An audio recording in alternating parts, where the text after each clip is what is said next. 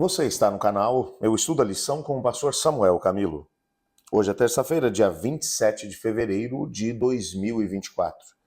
E o tema que estudaremos na nossa lição da Escola Sabatina será Para sempre fiel à sua aliança. Existem alguns textos que vão aparecer aqui como base para o nosso estudo, principalmente Salmo 89 e Salmo 132, que vão mencionar a importância da aliança feita entre Deus e a casa de Davi.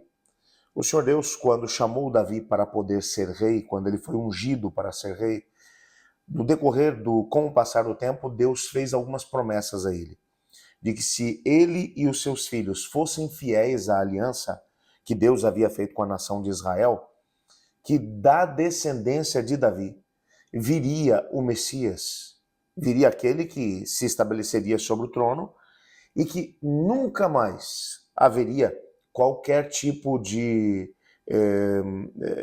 cessação de alguém dirigindo o povo de Deus que não fosse da descendência do Davi. Bom, como nós sabemos, a descendência do Davi, sobre o trono de Israel, já passou há muito tempo. Como nós podemos saber que a profecia ela não se cumpriu ou se cumpriu?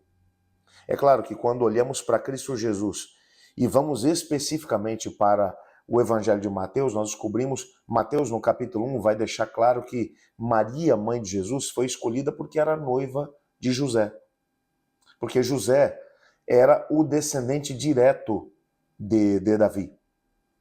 Se por um acaso Roma não tivesse tomado o poder, se a monarquia estivesse acontecendo em Israel, o indivíduo descendente de Davi, que por genealogia tinha pelo menos duas ramificações diferentes dentro da própria família de Davi e que deveria se assentar sobre o trono, seria José. Na época, ele não passava de um simples carpinteiro, mas o Senhor Deus estava cumprindo a sua promessa e por isso José vai adotar o Senhor Jesus como seu primogênito. Jesus não foi filho de sangue de José, mas ele foi adotado como primogênito de José. E nessa perspectiva, Jesus é chamado de Jesus, filho de José. Quando você vai perceber essa questão, você percebe nitidamente que a profecia se cumpriu em relação a Cristo Jesus. É claro que no capítulo 89, alguns elementos vão aparecer. Quando você vai olhar para a própria história de Davi, Davi nem sempre foi totalmente fiel à aliança. Como um ser humano falho e pecador, houve momentos em que ele falhou em cumprir a sua parte naquilo que Deus esperava que ele cumprisse. Por isso, talvez, no Salmo 89, a pergunta que o Davi vai fazer é: por quanto tempo demorará para passar a tua ira? Por quanto tempo permanecerá a sua ira? A ideia de Davi eu sei que o Senhor é longânimo, eu sei que o Senhor tem uma misericórdia que é muito grande, e por mais que o Senhor não deixe de colocar a sua mão de juízo sobre os seus filhos em alguns momentos, mas a sua ira é passageira, no sentido de que o Senhor Deus perdoa. Eu, quando olho para a Bíblia, percebo esse aspecto do Deus perdoador. Quando você olha para a história de Acabe, que é considerado o pior rei do Reino do Norte, do Reino de Israel, Acabe havia feito tudo o que ele podia para irritar a Deus. Finalmente ele havia cobiçado a vinha de Nabote, que era uma vinha que estava ao lado do palácio do rei Acabe, e ele fez toda uma tramóia, e o fato é que o Nabote acabou sendo acusado injustamente de um crime que não havia cometido, foi apedrejado por esse mesmo crime, e Acabe tomou posse da vinha dele. O profeta Elias vem até Acabe e diz: assim diz o Senhor, como você não foi fiel à aliança com Deus, o Senhor Deus mandou te dizer que vai fazer com que você seja assassinado de forma brutal, não vai ser enterrado, seu corpo vai ser colocado na vinha do Nabote. A mesma vinha que era de um homem bom que você tomou dele, depois de o ter acusado injustamente. Deus viu o que você fez. Depois que essa mensagem chegou até Acabe, Acabe vestiu panos de saco, se arrependeu, e o fato é que ele vem até o Senhor Deus aparece para Elias e diz: Elias, você viu como Acabe está diferente? Você viu como ele vestiu panos de saco, como ele se arrependeu? Todo o mal que eu profetizei sobre a casa de Acabe vai acontecer depois que ele morrer. Eu vou deixar que ele morra e que seja sepultado numa sepultura. Aí você olha e fala: Senhor, mas Acabe, um homem tão mau, tão ruim. A graça de Deus é maior do que a nossa capacidade de fazer bobagem. O que o Davi está dizendo é: a tua ira permanecerá para sempre. Porque ele sabia que a graça de Deus é grandiosa, que ela não pode ser comparada com a nossa capacidade de fazer o mal. Davi, por várias ocasiões, acabou fazendo o que não devia.